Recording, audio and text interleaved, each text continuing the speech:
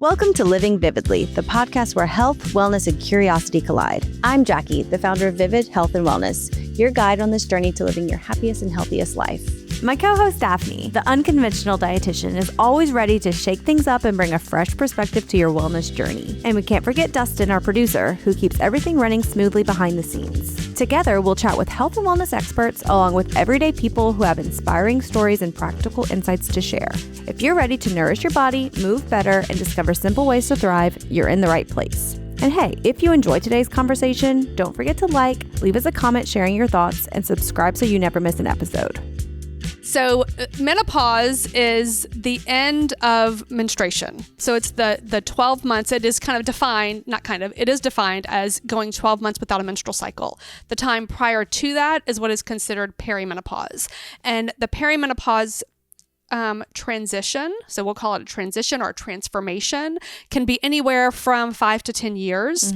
And it starts usually early 40s-ish. So the average age for menopause, the completion of menopause is 51, 52. It's in the 50s. And so for the decade prior to that, there is a change in hormones throughout your cycles. Right. So if we think about a cycle as being a 28-day cycle, and within that 28-day cycle, you have changes in estrogen and progesterone, a little bit of testosterone, but those are constantly changing. There are other hormones like luteal hormone, follicle stimulating hormone, that are telling these parts of your body, your brain or your ovaries, to create, to release an egg and like to get the cycle going. And the 10 years-ish leading up to the end of menses is what's considered perimenopause. So I started this process, my 12 months was it when I was 47. So fairly early in comparison to like the national average. But for many, many years leading up to that, I was going through perimenopause and it felt like internal chaos. Yeah. And so we can get into that in a little bit. But when I first started, I was, I believe, like 43, 44, and my sleeping cycle started changing. Yeah. So I was just not sleeping as well. And prior to this, I could sleep. I mean, I could sleep very easily. Yeah. Whenever my son was an infant, woke up to him crying. He had been crying on the sleep monitor for many, many hours. I'm thinking, I don't know, that's probably not correct. But I would wake up to him having cried for a long time, and I was sleeping through a lot of stuff. And then all of a sudden I would wake up at 2:00 in the morning and couldn't fall back asleep. I would maybe take a little bit of melatonin, try and fall back asleep. And this became a cycle. I need sleep. I mean, I think everybody needs sleep. I don't do well without sleep. Oh no, I'm a monster. Yeah. So whenever I started not sleeping well, I went to my doctor and I was like, I'm just not sleeping very well.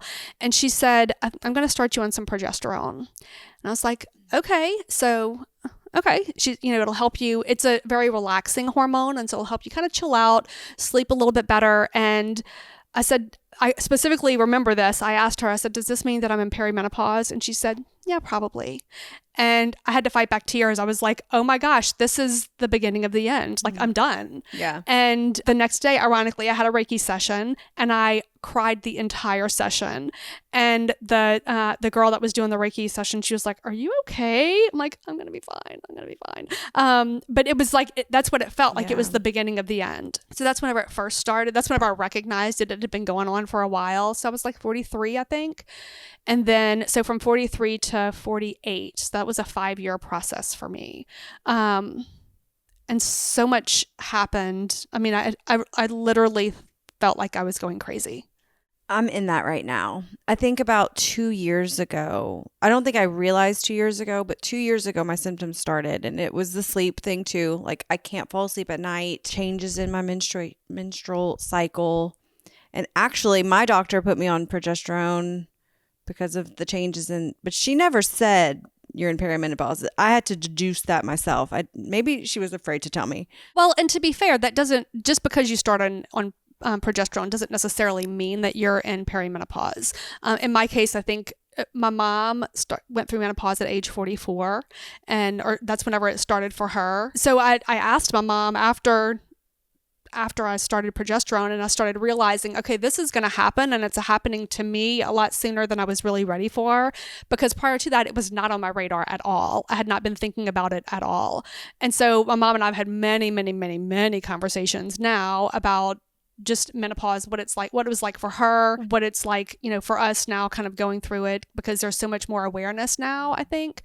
But so the point is that just because you start on progesterone doesn't necessarily mean that you're in perimenopause. Okay. Still do, however, think that I am, but it was, that helped me sleep so much. I'm not on it anymore. It was like a 3-month cycle that she put me on, but the sleep was amazing. That was definitely my favorite side effect of that. Do they normally put you on progesterone to ease you into menopause, so it's not like a big hormone shift? Or it can be. I think a lot of it, unfortunately, right now depends on your doctor's understanding of the process through perimenopause. So there are some doctors that they kind of assume that such is life. This is what happens. Like, it's a transition that you're going to go through, and you kind of have to suck it up and move on. So I think, yes, it does help with the process. And so what's happening in that perimenopausal phase is that your hormones are kind of chaotic. So what's supposed to happen is that estrogen goes up, and then it, comes down throughout the cycle.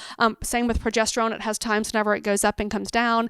And during this phase, depending on how close you are to the end of menses, your hormones are disrupted. So there's the pattern, and the path doesn't happen the same way that it used to. So you're getting different signals to the brain of when to release hormones at what time. So the path is less cyclical. It's less clear. So it's kind of an up and down, and it creates a lot of internal chaos and within your hormones.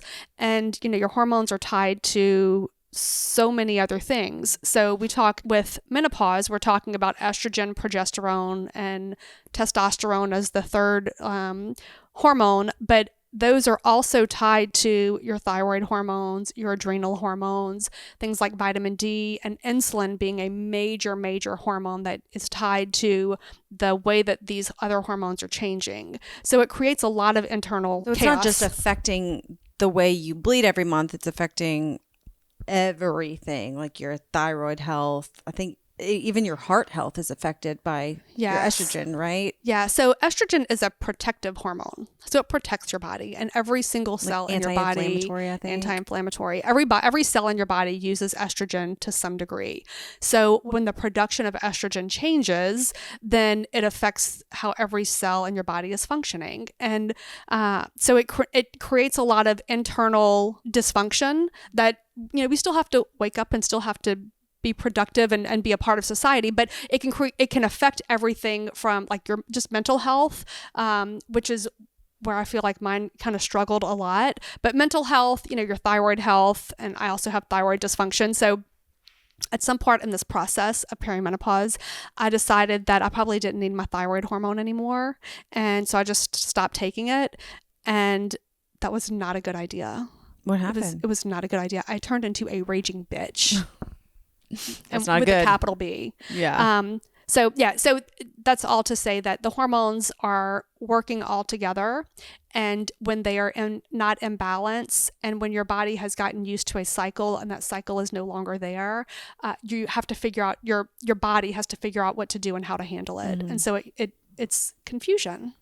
It's a lot of confusion, like for your body, and I think psychologically, just all of a sudden you feel different one day, and your relationship changes, your body changes, and that's a lot for someone to take on emotionally. And it happens quickly, but it also feels like it happens kind of subtly too, because one day you wake up and you feel different, and there's no real way to pinpoint exactly when it started or how you feel different or what the difference is, And I think for everybody it can be very, very different. So I don't think menopause affects two people in the same way all the time. The common denominators are often lack of executive function, like the ability to really focus and be able to make decisions and just kind of make the decisions that you make on a normal basis. Some brain fog for sure, where you literally feel like, the clouds start here and your head is totally in a cloud. It's like and suddenly you have ADD kind of. Right. Suddenly you can't focus on things the way that you used to. Physically, it can reflect in bone pain, joint pain, because the estrogen is a major factor in our joints and the way that our joints work. Obviously, it's going to affect your cycle. So your cycles usually start changing. Either they get very, very close together. So you're not having a 28-day cycle, but you're having shorter or longer cycles. The flow of your menstruation can be different. So much lighter, much heavier, more clots, more cramps, more symptoms that you may have never had symptoms before related to menstruation. And now you're getting a lot of cramps and headaches and backaches. So your symptoms around your cycle can change, and just kind of decision making, your ability to make decisions, which I think is probably the hardest thing. Usually during this time, you're also either, if it's happening in your 40s, there's a lot of other things happening in your 40s. You're raising kids, you're taking care of parents, or helping, maybe coming to the understanding that you are going to be taking care of your parents at some point. So there's just a lot of things happening during this time period. I think historically, menopause was understood to be just like, you have hot flashes, you're in menopause. And I think luckily now providers are starting to really understand what's going on better, which is good for me, because my grandmother and my mom's still young, so I think that her providers had a better understanding of it, but they were just kind of thrown to the wolves back in my grandmother's time. Right. My mom describes, she says that she feels like she had a nervous breakdown during that time period. And no one ever pointed to menopause as being the cause of that. But now what she knows, looking back, that's how she describes it. And she did. She had a nervous breakdown. So in her time, the way that it was treated was you just got started on an antidepressant. And that's what she did. She got started on an antidepressant, and obviously she moved through it, but it was a very bumpy road. It wasn't easy. It's so sad to think about how many people have just suffered through it without that empathy and just truly understanding. It's hard to be a woman. Oh, it's hard. I think we do have to give some credit to blame and credit, I think, to the medical field. Currently, there's so much more emphasis being put on women's health and understanding just the process of what a woman goes through after puberty. So up until this point, everything had been like puberty to giving birth. And then from there, it just kind of, any research or investigation just kind of waned off. Like that was the end of the cycle for women. And so much emphasis and honestly, just conversation is going on now around the transition through the whole menopausal process. So I'm thankful that there's more information going on, happening now. I'm sorry, and it's really sad that women have been doing this for hundreds of years, but many decades ago, this research could have started, and it would have helped so many of 50% of the population. I think I read it was like less than 0.5% of all the NIH funding has been on this. Right. Women's health in general, but especially menopause. The process. Yeah. Some of the problems or some of the conditions that can happen post-menopause. So again, menopause is after that 12 months of cessation of your cycle, and everything after that is considered menopausal or post-menopause. And because estrogen is no longer being produced whenever you're post-menopausal, the protective mechanism of estrogen declines. And so commonly at this time period is whenever cholesterol levels start to go up, where you don't have that protection from estrogen anymore to manage your cholesterol. So things like your total cholesterol will go up, your LDL cholesterol, which has always been called like the bad cholesterol, that will start to go up. I think of it as lousy. I call it the lazy, lousy cholesterol. Your HDL, your happy, healthy cholesterol, can decline. And so it leads you to having higher cholesterol, which can lead to being put on more statin medications. And heart disease becomes much more common after you don't have estrogen in your system anymore. So the incidence of heart disease and heart attack is much higher during that time period. Well, that's not good. Is that because of the hormone? Is that the estrogen stuff? Yeah, the Yes. estrogen protects your organs. Osteoporosis? Is that So part? another common part is osteoporosis is much more common in postmenopausal women or women who have, so postmenopausal either because their hormones have changed or they've had a hysterectomy where they're no longer having cycles anymore. The level of osteoporosis increases significantly also because, again, we don't have that estrogen as a protective mechanism for our bones. So what do we do then if we don't have estrogen? How do we protect our bodies? I mean, obviously, living a healthy lifestyle and eating healthy is probably at the top of that list, but what can women do additional to that? Like, we're going through menopause, we're on the other side of it. Now I'm at risk of heart disease and bone loss. So what do we do? Once your estrogen levels start to decline or whenever you are no longer producing estrogen, you can get estrogen as hormone replacement therapy. So it can be given in multiple different ways, everything from creams to patches to troches, which you just put in your mouth and let it dissolve. So you can get estrogen in other ways, and that's the current path that really is kind of being pushed, just small levels of estrogen for that protective mechanism. And that can significantly increase or improve the cholesterol levels and the challenges with cholesterol and heart disease if it's appropriate for you. And that's a conversation you really have to have with your doctor. Yeah.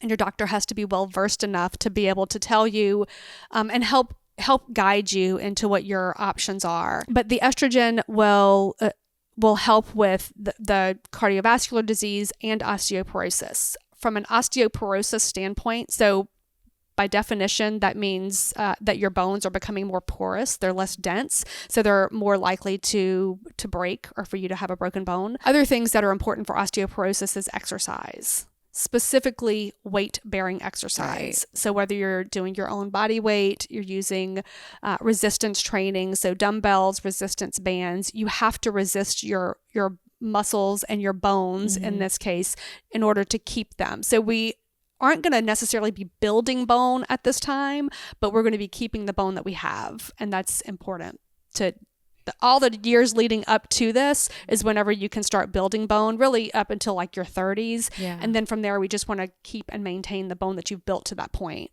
Yeah, I was surprised at how early we stop. Just it's in your 30s that basically this is the bone that you have, and Right. you're just going to start losing from here. Right. I recently started rucking, and Yeah. I've read a lot of good stuff about your bone health. Yeah. So rucking is whenever you're using a backpack or a weighted vest, and that's the weight should be about 10% of your body weight. So what that is putting pressure on your bones so that they can maintain themselves. I mean, that's the purpose of it, is to add pressure to your bones. And then also the other side of it, it's going to help build or maintain the muscle mass that you have. And it increases your cardiovascular exercise whenever you're walking versus rucking or weighted vest walking. It improves your cardiovascular endurance. Yeah, and it's way better on your knees than running. So that's why I like it. Yes. Plus, I just hate running. But I do love rucking. It's been my new obsession pretty much. Maybe this is just because I'm skeptical about everything, but whenever the last couple years, hormone replacement therapy has gotten really, we're all talking about that. And when it first started becoming part of conversation, I was like, that just seems weird. Like, why would you mess with the natural flow of your hormones? And I'm starting to understand why now, but I think people are still confused by it. Like, why would you mess with the design? Yeah. So this is how we're supposed to. Right. That's how I always thought of it. Like, well, you're supposed to go through and lose all your hormones. Yeah, I can agree with that because I felt the same way. Like, I'm not one to really push medicine or take anything unless unless it's really needed. And so all that started with my thyroid stuff. I have Hashimoto's and I've had it for about 10 years. And in the beginning I was like, well, I'm just going to do all the things, food and lifestyle, to keep, to make this work. And I tried and I tried and I tried and it didn't work. It helped, but it didn't make my body produce more thyroid And that's coming hormone. from a dietitian who you And heal through for food. a while, I thought that, food fixes everything and food influences everything for sure. But whenever I started, so kind of my process, I told you about the beginning of whenever I first recognized that I was in perimenopause. For me, a lot of this stuff was happening during COVID. So there was a lot of stress, just fear of the unknown, just not knowing what was going to happen. We moved houses in that time period. My business practice changed significantly during that time period. So I was really under a lot of stress, but I also felt so much inner conflict. And looking back at the time, I was just kind of angry and mad about everything. And one of my very best friends, because we talk about it all the time, she was like, Daphne, I would have never known that you were feeling all of this like conflict. And I kind of jokingly said at one point, I'm either going to lose my husband during this process or I'm going to lose all my friends, because the internal conversation that I was having was not nice. I realized that it wasn't external, so it wasn't as visible to other people as it was inside myself. There was so much inner conflict and chaos about everything. And I didn't fully know what it was. So at some point I went to my colleagues and I was like, okay, so I'm pretty sure I'm in perimenopause. What can we learn? What can we find out about this? And we really just did a total deep dive into what happens when your hormones are changing. Obviously, we looked at it a lot from a food perspective and weight loss and weight gain perspective. And so we can talk about that. But I did a deep dive to figure it out. And because there was so much conflict inside of me, I would go to my doctor, who was amazing, and ask, like, what are my options? What do I do? I don't feel like myself. I can't really function. I'm not sleeping. I can't really exercise like I want to because I'm unsettled. I'm imbalanced and unsettled. And so started with the progesterone, and I did that for a while. Then she was like, let's just test everything and see where you are. My testosterone was low, so I started with testosterone, and really, honestly, it was out of sheer desperation. It was sheer desperation to make me feel better. And so the testosterone, I started with a cream that kind of worked. Then I went to a troche, which is just like a little dissolvable like tablet sort of thing. You put it in your mouth, it dissolves. I did that. I was like, I want to feel better. Every one of them made me feel a little bit better, but I was like, I still don't feel like myself. Right. And so then I went to a testosterone pellet, and that made me feel better. So it was kind of just navigating it out of sheer desperation of trying to figure out, what can I do? How can I get back to feeling like who I am? Yeah. And I think in the whole grand scheme of things, I'll never feel like I did, because I think I went through so much emotional chaos that on the other end of this, I feel like a totally different person. Yeah. So you don't feel like you're Daphne pre Right. Perry. And realistically, I don't want to feel like that again. Yeah. I feel like in the beginning, it felt, like I said, like it was the beginning of the end of life, of being a female, of being a woman, of being something that contributed to society. But the reality is that there was that Daphne, there was the crazy Daphne, and then now on this side of it, I feel like a much different person. I have much fewer fucks to give, is what it really boils down to. Well, that's a good thing. Yes. I've always been a pretty happy person and just chipper, whatever. My husband said something maybe like a year ago. And he's just like, you seem really angry lately. And like, of course, it's like devastating to hear that, but it's like, I am, and I don't know why. And that was probably my biggest sign that like something is changing. And I hate that, because like I want to be happy. Like I have everything to be happy about. And then you start beating yourself up. Like, why are you feeling this way? You're just, it's like this blame game of something's obviously wrong with me if I'm not happy all the time. And oh man, it's an emotional roller coaster. Absolutely. It is a transition, a transformation into a different version of you. That's how I accept it for myself. It's just totally a different version. So I would say at your stage of the game, some of the things that I would recommend is to stay on top of testing hormones. If you are not in perimenopause, testing hormones about every 6 months or so gives you a baseline. And that's a really good thing to have, so that as you're going through transition, you can say, okay, I know what baseline was. And so you can kind of use those things to compare where you are at baseline. And then once you get on the other side, if you do decide to do hormone replacement therapy, then you have what your baseline was before. And so it gives you a point of reference. So you may not always be getting to that necessarily, but you have a point of reference. So in that hormone testing, I would do all of your female hormones, including, like I said, luteinizing hormone, follicle stimulating hormone, but I would also include some other hormones like your thyroid, and your thyroid makes two hormones, T3 and T4. Thyroid stimulating hormone can be bundled up into that.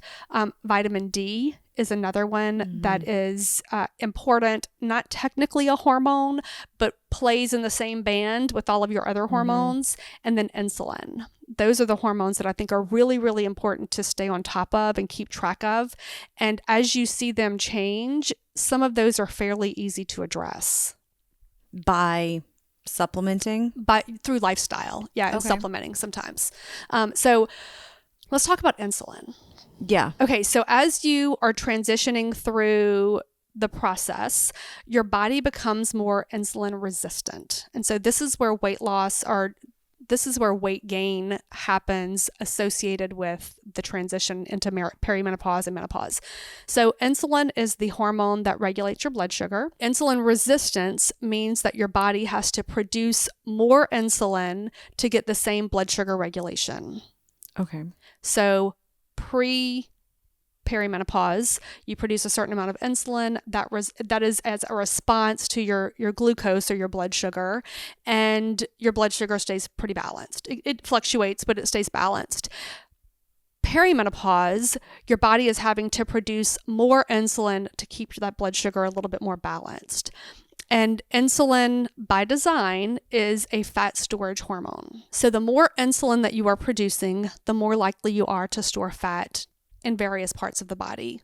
Generally speaking, insulin resistance weight gain is going to happen in the midsection. So in the torso, right where all of your organs are, your hips, your butt, your legs, that's where the majority of your insulin resistance weight gain is going to happen. We asked our viewers and followers for questions and feedback, and almost all of them are, how do we combat weight loss, belly fat? That was basically the common denominator. Again, it's important to recognize that your body is transitioning. It is going through a transformation. So you're not going to keep your 20 or 30 something year old body. It is going to change. And there's a certain level of understanding and acceptance that has to happen with that. However, that doesn't mean that you have to gain a ton of weight. Insulin and balancing blood sugar is by far the number one thing that you have to do during this transition phase. So I think of insulin resistance, there are 4 pillars to insulin resistance. The first one being sleep. If you are not sleeping well, you're not going to do anything well. So sleep is the foundation of wellness. There is evidence and research that shows that one night of poor sleep can affect insulin resistance for 3 days. So in the beginning phases, if you are not sleeping well, that's something that needs to be addressed, whether it's through progesterone or other means. Sometimes it's sleep hygiene. There are things that can be addressed. So sleep is the first pillar of insulin resistance. Stress is number 2. We all have stressors. We're not getting away from them. It's hard to get away. But being able to manage stress, being able to take a step back whenever you have to, whether that means saying no to some things that are going to create stress for you, whether that means doing something like a journaling process or a meditation or a breathing practice, something that's going to help to downregulate your nervous system. Stress is very, very important. It's a very important factor when we're talking about insulin resistance. The third one is exercise. So, of course, exercise really in any form can be helpful. At this stage of life, we have to do something that is going to build muscle mass. There's no way around it. So whether you're doing body weight resistance training, doing something like Pilates can do some of it, but lifting heavy weights is the best way to be able to maintain your muscle mass, if not build more. The other way to build muscle mass, the other factor that has to be a part of this is also the fourth pillar of insulin resistance, which is the food that you eat. Mm-hmm. So to build muscle mass, you have to resist the muscle to allow it to grow, and you have to have enough protein in your diet to have the amino acids to support that muscle. So the fourth pillar of insulin resistance is eating in general. Mm-hmm. So the eating aspect, we need to eat enough protein, and we also need to eat a variety of colors of real plant-based foods. Those are the two main things. It can trickle in. We can talk about a whole lot more, but those are the two main things that we really, really need to pay attention to. Are women getting enough protein? There's a big push to increasing protein. And I think, maybe 3 years ago, I would say most women are not. And still, a lot of women are not getting enough protein. So much of the discussion and conversation that we've had around food has been to minimize as much as we can. And protein has been a part of that minimizing. So some women are getting enough protein, but it has to be very intentional. And so the amount of protein that I think is helpful, if I'm calculating this, which I do this all the time, somewhere between 80 grams, which is on the lower side, up to about 110, 115 grams of protein is where you need to be. That's per day. That's a pretty big range. Can we do an American measurement of that? What's that look like in elephants? Like, what's that look like in food? How many burgers like without... five eggs is that's good. 30 grams. So one egg, generally speaking, is equivalent to 7 grams of protein. So if we're trying to get to, let's say, I'll just make it an easy kind of number. If we're aiming for somewhere between 80 and 110 grams of protein, I'll just use the number 90 because it falls in there. If you're eating 3 meals a day and our goal is 90 grams, then that means roughly 30 grams of protein for breakfast, lunch, and dinner. 4 eggs a meal. So if one egg is equivalent to 7 grams of protein, then if you're having eggs for breakfast as your protein, we need 4 egg whites because that's where the protein is. We need 4 egg whites. 1 egg is not enough protein. And that's what I see happen a lot. A lot of people just have an egg. Yeah, people are trying to increase their protein like, oh, well, I had an egg on avocado toast. That's great, but it's not enough. 4 more. We need to keep pushing it. So if we're going to eat eggs, just since we're on this, yellow, too many in 4? So the egg has 2 parts. Okay, that was the the white worst way to and the yellow many? or the yolk. The white is primarily protein. It's pure protein. The yolk has all of the other nutrients in it. So it has things like choline, it has some B vitamins, it has saturated fat. So I do think the yolk is important. There are about 200 milligrams of cholesterol in 1 egg yolk, which I think is okay. But if we're doing 4 egg yolks, that's probably too much. And if we're doing this as our primary breakfast protein every day, then 4 egg yolks every day I do think is excessive. So you have to make a decision. Are you going to separate the egg and give the egg yolk? I give the egg yolk to my dog a lot of times. Give the egg yolk, like do something with the egg yolk, or are you going to maybe buy just egg whites in a carton? Whatever you want to do. Or we can pivot and not do eggs at all and have another type of protein. Such as? I have 3 eggs a day and I eat all the yolks. If your cholesterol is not a problem, But I think, my cholesterol is fine. I wouldn't worry about it. I thought cholesterol was more affected by like sugar intake and those types of things versus food. How do you say that? Food cholesterol. Cholesterol found in food. Okay. Yeah. So it can be affected by both. Okay. And the research shows that having excessive egg yolks will increase your cholesterol. The question that is unclear is, does that increase in cholesterol affect coronary events? Does that lead to more heart attack? And is that also like HDL versus LDL? Are we sure cholesterol is linked to those events? I feel like every time you've brought up cholesterol, it we know stuff raises your cholesterol, but we don't know if it, what's the term you use every time? You just said it. Coronary events. If I had that answer, if I definitively had that answer, I would not be sitting on this yellow couch right now. Our knowledge of everything is evolving all the time. It's things that were set in stone in the 90s are completely different than they are today, which is cool. But we're having to unlearn a lot of things. Yeah, that's where a lot of frustration happens with nutrition, because people are like, well, you said that eggs were good and now eggs are bad. Or you said peanut butter was good and now peanut butter's bad. And there's not, it's just not that black and white. I mean, there's a lot of factors that you have to factor in. So I'd say eggs are good. 4 eggs every day is probably not good. It's probably too much. I can't prove that, but there's a point where we have to say that some things can be good, like a tablespoon of peanut butter. I don't believe to be a bad thing. If you're eating peanut butter all the time and that's your primary source of protein, then you're not doing it right. It can help you sleep too. A tablespoon before bed.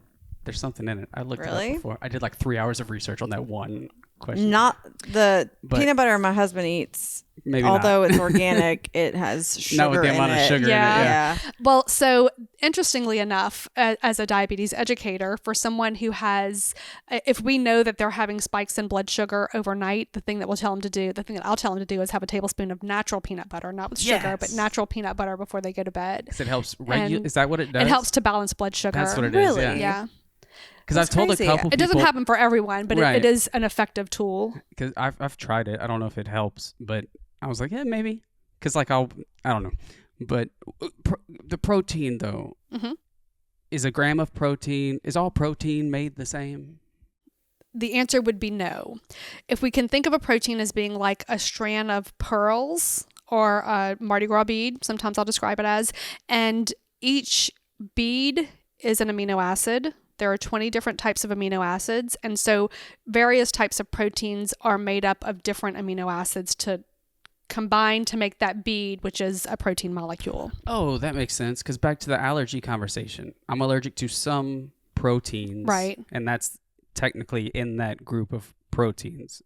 So sometimes the way that the amino acids are strung together will determine if there's an allergy response. Not all proteins are made the same, but with the 20 amino acids that we have, there's a lot of overlap. I mean, and so ultimately, in order to build muscle, we need amino acids. We need a variety of amino acids. That's kind of where I'm asking, like, are all protein, like, if I drink 10 grams of protein from milk and I eat 10 grams of protein from egg, and it only has I'm not allergic to it, there's no other reaction type, I metabolize it the same, is it technically helping me the same amount? We need diversity. And so, yes, it can be helping you in the same amount in a similar way, but we can't leave out amino acids. So we need all 20 amino acids on a regular basis to be able to do all of the things that protein does. You can't live off of just milk or just chicken as your main protein source. I've come across people who want to use collagen as their primary protein source, and collagen is good for all kinds of reasons, but it's not a complete protein. It doesn't have all of the amino acids in it. So if you're relying on that solely, then you're going to lose out on some amino acids that are needed. So if you use something like that as your primary protein source, just make sure it has all the amino acids in it. Correct. So like if you're doing like protein shakes, correct, just make sure it's got 20 amino acids, then you can eat that every day if you want. Yes. I mean, I was a vegetarian for several years before I got pregnant. You didn't know that? So I was a hardcore psycho vegetarian. Like, I was in a relationship at the time and I was so mean. He was not allowed to cook food on the same pans that I cooked on because I was so depressed and saddened by the meat that it was an emotional thing. I watched way too many documentaries. And I love animals, obviously, and I was not getting enough protein at all. And honestly, looking back, my health was way worse as a vegetarian. And I know some people, if you're doing it correctly and very mindfully, you can do it well. I was having potatoes for dinner. How does that, because I'm sure you've met some vegetarians that have gone through menopause, or like, is that harder for vegetarians? Yeah, we really, if somebody is vegetarian going through menopause, we really have to be very, very specific. And I would even back up and say the wiggle room that you had prior to perimenopause and being able to cheat and choose foods that weren't really nutritious, you lose all of your wiggle room. I mean, if you're going to do it correctly, if you're going to do it nutritiously, you don't have much wiggle room anymore. And so you really have to be very, very intentional about the foods that you choose. So with vegetarianism during menopause, we have to double down even more and be very, very intentional about where they're getting protein from. So oftentimes I'll ask, I honestly, I'm not going to work with a vegetarian. I don't think it's a good pair for me to work with a vegetarian, especially who's going, or a vegan. Vegetarian I can do, but a vegan who's going through menopause would not be a good match for me. That was a very hard pill for me to swallow whenever I reverted back to meat eating. And the first symptom before I even knew I was pregnant is I wanted a hamburger. After almost 6 years of not eating meat, and just all of a sudden I was just like, I need a hamburger. I need to bite some meat. And I was extremely anemic, and my body just didn't have any iron. It didn't have what it needed to be able to build. Yeah. Did you have a hamburger, and did it destroy your body when you ate it? No, it was the happiest I had been in a long time. Like I think I had meatballs. Yeah. And I never looked back. Like something switched in my brain, and I knew my body was getting what I needed to have, but that was an emotional decision, and it was hard to, Sure. So the other flip side of it is that we only get calories from 3 places. So it's protein, fat, or carbohydrates. And so when protein consumption is low, you're getting most of your calories from fat and carbohydrates. And that combination tends to lead to higher insulin resistance and weight gain. So protein is great. It's not magic. It's not like waving a magic wand on someone, but it can make a drastic difference in satiety so that you're not feeling hungry all the time. It also can help you to balance blood sugar, and it decreases food consumption overall when there is a priority to eating protein. Now, like 5 years ago, I could eat a whole pint of Ben and Jerry's and not be affected. And if I have a small little bowl of Ben and Jerry's, I'm bloated. Like I feel like I've gained 5 pounds now. So it's funny how your body just reacts to those things so differently later in life. Yeah. And so again, I think I would encourage you, as you're going to be starting the process soon, if you haven't already, to think of it as not trying to hold on to the Jackie that you currently are, but that it is an open transformation to a new version of yourself. And I think if you can look at it from that perspective, it's a much more beautiful way to approach menopause and the transition, because it can be a bitch. Yeah. I have a lot to look forward to. I haven't started the hot flashes or anything like that yet. But my mom has told me. Yeah. Don't you have a very similar menopause journey from your mom? Yeah. So your mom and any maternal aunts that you might have, your journeys for menopause are usually pretty close. So the age and then the symptoms are pretty close too. Yeah. So imagine your great grandmother and like 403 AD. Well, she didn't have all the freaking added sugar and all the other crap. She also may not have lived to be menopausal age. She never reached menopause. What about like nutrient status? Like, do you look at that at all? Because does that affect? So it's not something that I usually test in my practice. Not for any real reason. I mean, I think it can be useful. I don't know. I think most people are malnourished to some extent. I don't know if it's caused by menopause. I do know that during the process, some things that are really important are omega-3s. So making sure that you have those omega-3 fatty acids, whether it's through eating fish on a regular basis or taking an omega-3 supplement. I don't know that I can think of anyone right off the top of my head that's eating enough omega-3s through their diet to not have to supplement, honestly. Vitamin D is really, really important. We've talked about it's called a vitamin, but it plays with all of your other hormones. And so if your vitamin D is low, it will affect your cognitive decision making. It can also affect your bone and joint pain. Your B vitamins, all of the B complex vitamins, so everything from niacin, thiamine, riboflavin, vitamin B6, pantothenic acid, vitamin B12, which is usually B6, B12, folate. Those are some of the ones that are more commonly known, but the B vitamins are a whole complex. There's a lot of them, and they're all very important because they're such a major factor in metabolism and the way that your cells metabolize substances. And then magnesium is another one, super, super important because you use magnesium for somewhere between 400 and 500 functions in your body. There's so many different types of magnesium too. Yes. That can be. Yes, that can be, we could probably overwhelming do for a whole somebody. podcast on that. But if I were going to direct you to one, I would say probably magnesium glycinate. Okay. Is that the one you can drink? No, that's like. Magnesium citrate is usually one that Yeah. comes in a powder. Magnesium glycinate is usually as a capsule. There's so many supplements out there. That's a whole different conversation too. Yeah. But you have to be so careful about what products you're getting. and Absolutely.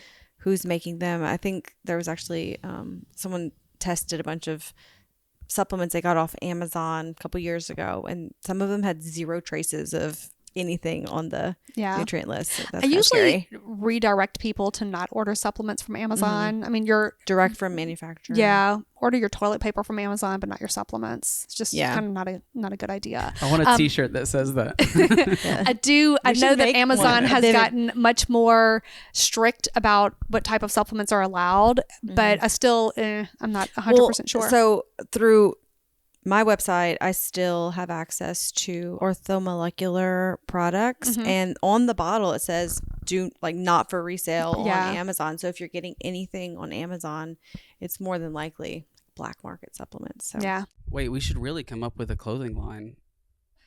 I mean, that could be our merch. Buy your toilet paper off Amazon, not your supplements. Like for real though, we could have so many cool. All of bags. Daphne's little sayings. It's a movement. Inch Like, by it's- inch, life's Yeah. a cinch. I love it. Well, and I think everybody's experience can be very different. So I have one of my best friends went through menopause like right at age 40, and it was a pretty quick experience for her. She didn't have any symptoms. She just stopped having cycles, and she was like, "Well, I guess I'm in menopause." Is Sounds that like a good? dream. Yeah. Like, Yeah, I would love to not have a well, cycle. no, I get that. Yes, it's good.